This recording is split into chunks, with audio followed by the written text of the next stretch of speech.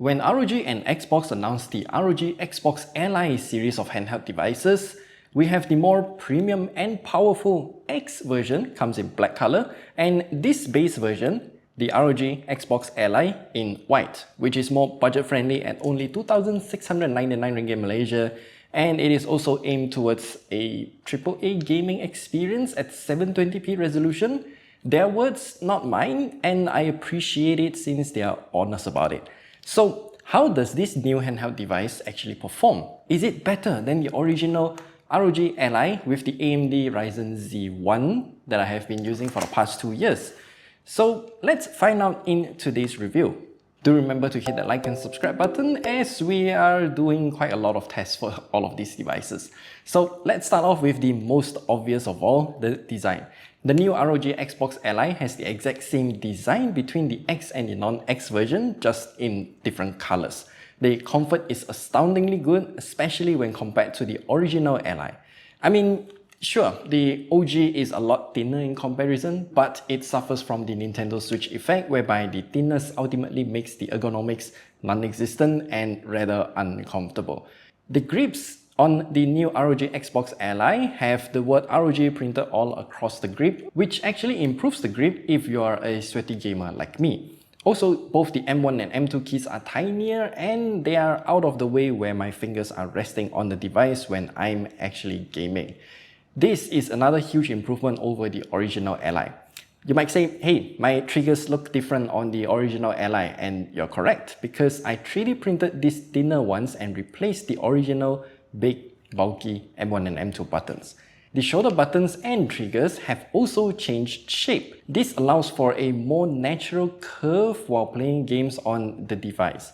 The trigger's curve is actually a big boon here because there is a tiny curve upwards at the end there to prevent my fingers from slipping off if I'm holding the trigger in, let's just say, a racing game, for example.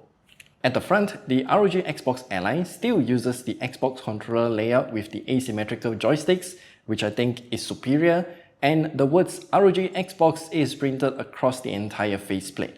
I thought the white version would be a lot more reflective and distracting, but turns out, no.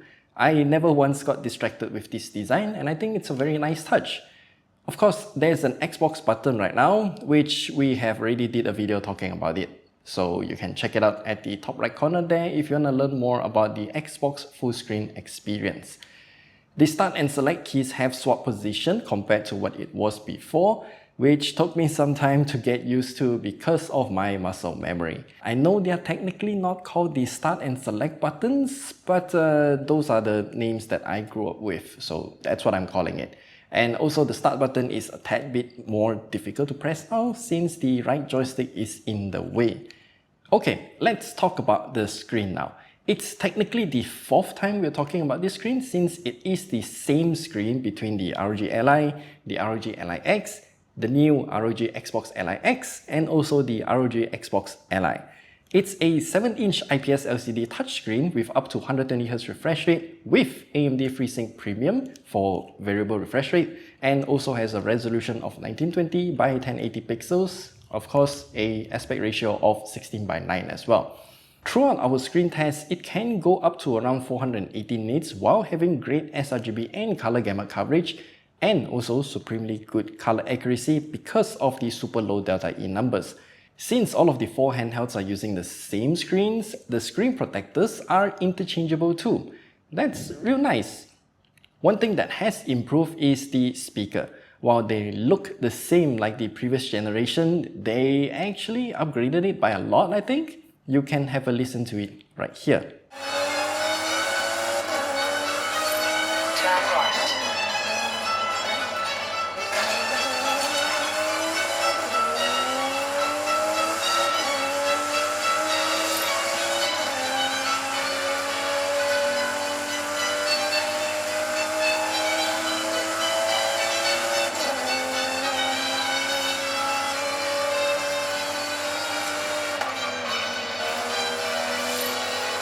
Another big improvement here is the ports. By looking at these two handheld devices, you might say they are very similar, but the new ROG Xbox Ally has yet another USB Type-C port and the microSD card slot has been moved to another place that's not gonna cook the card inside. If you don't know about the context, then let me share with you the big debacle of burnt microSD cards on the original ROG Ally. Yeah, that was a very big problem actually. My original ROG Ally's card reader doesn't work anymore, and it's not a problem for me because I don't use it anyway. It's just that when I wanted to use it, then I realized, oh, it actually doesn't work. So yeah. Anyway, having one more USB Type-C ports is definitely a huge boon as I can plug in more devices at once. For example, I can now charge the ROG Xbox Ally while connected to an external SSD at the same time. Such a simple thing was not achievable on the original ROG Ally unless I bring another dongle with me, which is annoying. Okay, enough about that. How does the new ROG Xbox Ally perform compared to the original ROG Ally? Well, let's list out all of the specs first. Everything is as shown on the screen here, and one thing to note is that our ROG Ally, this one, is the Z1 version, not the Z1 Extreme. So here's the thing, the new AMD Ryzen Z2 A chipset's cores are based on AMD's Zen 2 architecture, and the integrated GPU is based on AMD's RDNA 2. It's a bit old, to put it lightly. The new ROG Xbox Ally is supposedly an upgraded version of the Z1, and I still don't understand why the new ROG Xbox Ally is still using a 512GB SSD. So when we look at these graphs, it's no surprise that the CPU cores are a tad bit weaker on the Z2A by about 31.8%, which is a huge drop. As for the GPU though, this is actually an improvement at about like 12%, and that's interesting. However, in Black Myth Wukong benchmark, it's actually an improvement. Not by much in terms of the raw numbers, but it still is an increase nonetheless.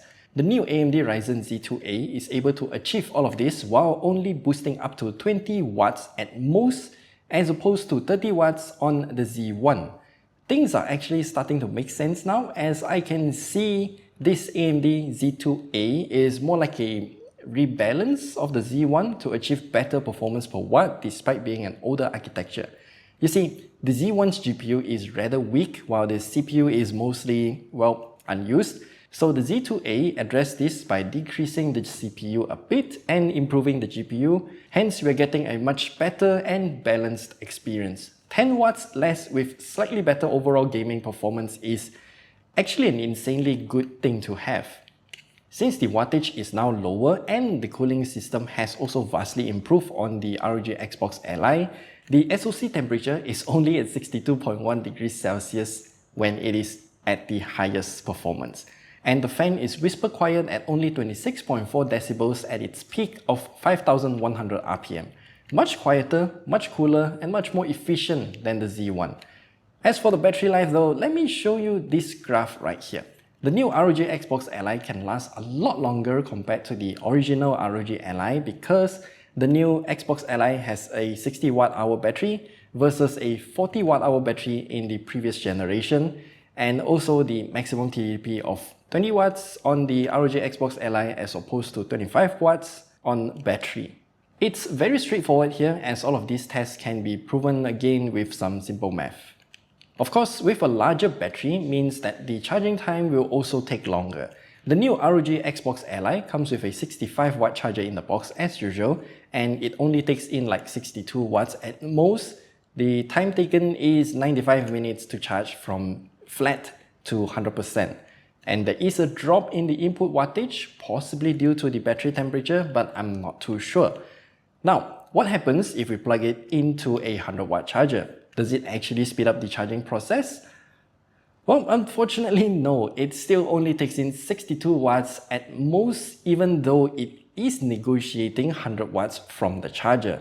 And once more, it takes about 95 minutes to charge from flat to completion. So unfortunately, there's no fast charging option available for the ROG Xbox Ally. So one of the things that I would want to do with the ROG Xbox Ally is to swap out that SSD. The 512 gigs SSD is really not gonna be enough, so how do we upgrade it? It's actually real simple. With just a few screws and a plastic card, the entire back panel will pop off. We can then directly access the SSD and swap it for a 1TB or 2TB SSD. It is now using an M.2 2280 SSD as well, which is a much more common form factor compared to the M.2 2230 found on the Ally. The battery and joysticks are also easily accessible, and we have a teardown video as well, so check that out at the top right corner there if you want to follow a disassembly step by step. It's very simple, and technically what you need is just a Phillips head screwdriver. Finally, should you buy the ROG Xbox Ally? Well, it kinda depends on you. I'd say that the ROG Xbox Ally is a great entry point to the world of handheld PC gaming. It's a mostly hassle-free experience thanks to the Xbox full screen experience, though we can still change it to the traditional desktop mode to tinker around some more. If you already own the ROG Ally with the Z1 like I have, then the upgrades are mostly in the grip comfort, the quality of life features like having another USB-C ports, a larger battery, and also a microSD card slot that will not burn the card inside. At the price of 2,699 ringgit Malaysia, I think this is a good device, especially if you want to play some not so demanding games, let's say Metroidvanias like Ender Lilies or Ender Magnolia, or platformers like Yooka Replay, the new one, not the old one. It's definitely a much better and more affordable option to play PC games compared to maybe emulating them on a phone. That's for sure. So let me know what do you think about the brand new ROG Xbox Ally and its performance, battery life, the tuning, all of that. Leave your thoughts down in the comment section below, and remember to hit that like and subscribe button, and we will see you guys in the next video.